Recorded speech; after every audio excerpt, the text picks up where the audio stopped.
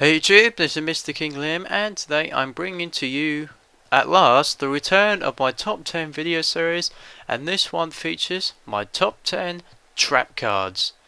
Now, I know it's been a very long time since I've done top 10 videos. I think the last time I actually did it was January, I believe, with spell cards. But I've had a lot to do since then. I'm currently working on my driving theory, so I want to make sure I get that right. Work has been a bit busy, and I had some other things to deal with. So that's kind of why this kind of went off the radar a bit. But now the series is back, and it will take place officially once a month. So this is the video for May, and let's get started. Opening off this video at number 10, we have Infestation Infection. Now, the reason why I like this card is because in my Evil Swarm slash Steel Swarm decks, this card comes in handy just in case I forget a dead draw. So say like I've got a level 6 Steel Swarm monster in my hand, and I really need to get rid of it. So basically, what I do is I activate this card, and then basically what I can do is reshuffle the deck, look for an Evil Swarm monster behind me, like maybe Tastor or Thunderbird. So it's definitely a useful trap card. I know that not every Evil Swarm player plays this, but I quite like it as a tech choice. The card taking the number 9 spot is Blessings for Gusto. Now, I will say this straight away that I do definitely like using hidden Arch types such as like Gem Knights and Vylons, but Gustos at the moment could be my favourite because I like the way they recycle the cards from the graveyard, and Blessings for Gusto does just that. Basically, I can just recycle some of the Gustos in the graveyard. Plus, it's also a way to special summon the Gusto as well from the graveyard, so it's a little bit of a combination of a Call the Haunted and a recycling card. Number 8 on this list, we have Starlight Road. Now, I will admit, as of late, I have not really been using Starlight Road because, of course, Heavy Storm is now gone. But when Heavy Storm comes back, and it probably will come back, Starlight Road I definitely will be putting in most of my deck profiles, especially if it has Synchroze. When Heavy Storm was still legal, this helped out in so many occasions when Heavy Storm was definitely a threat. This and Starlight Road, of course, helps if your opponent uses Dark Hole as well. Plus, of course, it's a free Stardust Dragon, so it's always good to get a Stardust Dragon out. Plus, also, I do like the artwork on Starlight Road. Number 7, we have Mirror Force. Now, Mirror Force, of course, is one of those generic cards that basically helps you out in the situation when there's a lot of attack position monsters that is basically a threat to you. It's a really good card, and with pendulums, it could be even more of a use in the next format. The reason this is number 7 on the list is because as of late I've been trying out different trap cards that I think in this manner work more effectively than Mirror Force. So that's the reason why this is number 7 on the list. One of the main reasons, of course, being like cards like multiple Exceed monsters such as Gaga Cowboy. They just basically hit you with burn damage. So I think there are other traps more effective on this list. One of those cards that I think are more effective on this list is number 6, Bottomless Trap Hole. Now, Bottomless Trap Hole, I will say right now, it's probably one of my favourite artwork traps of them all. I just like the way the colours blend, and it looks really good as a secret rare. But of course, the thing I like more about the artwork is the actual effect.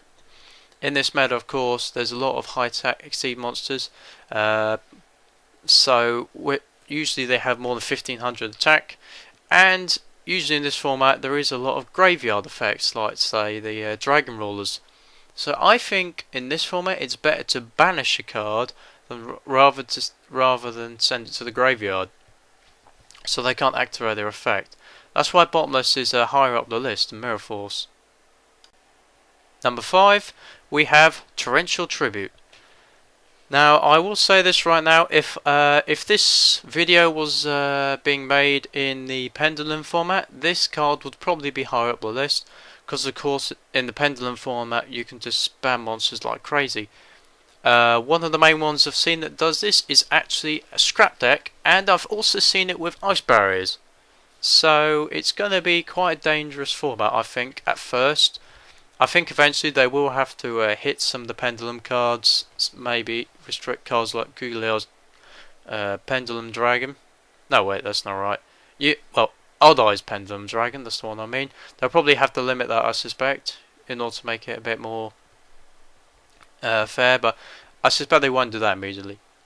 Anyway, Torrential Tribute. One thing this is very effective against, of course, is cards like Rekindling, Soul Charge, basically any monster they summon or special summon. This is very effective against it, and it's helped me out on quite a lot of occasions.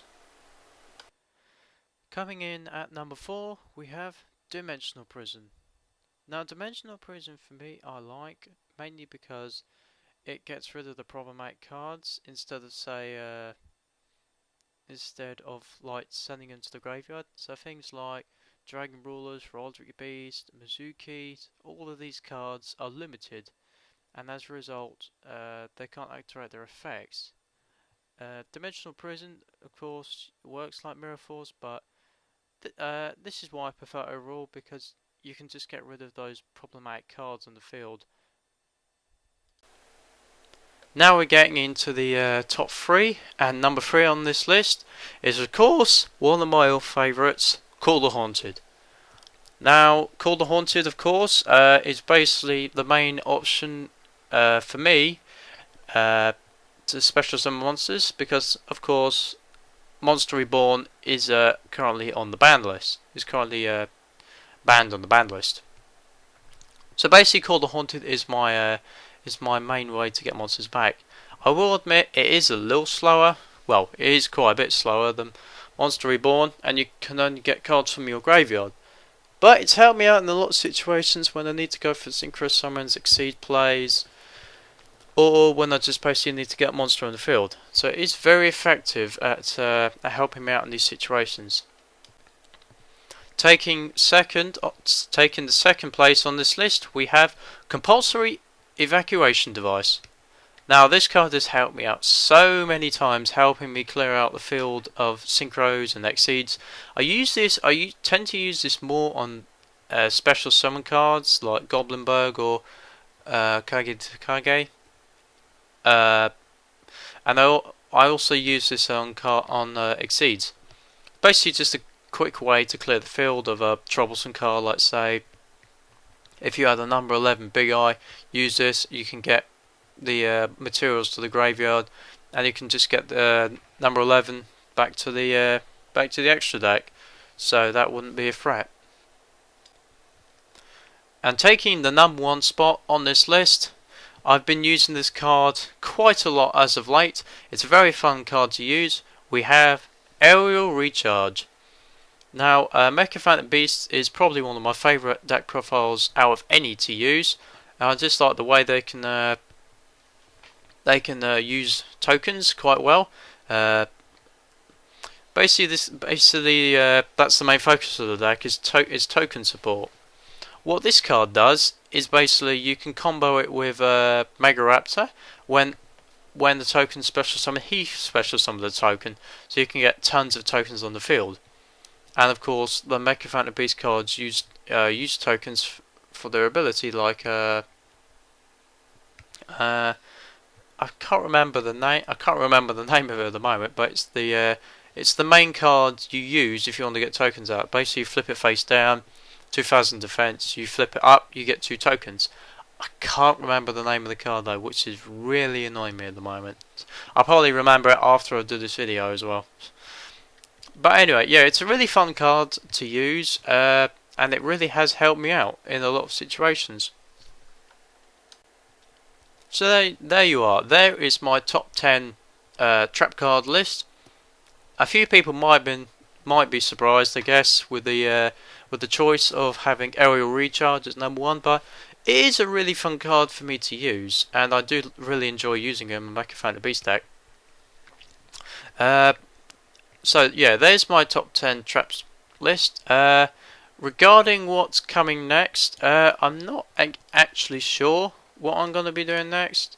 I might be thinking of doing either an Exceed update effect monsters or a synchronized one next.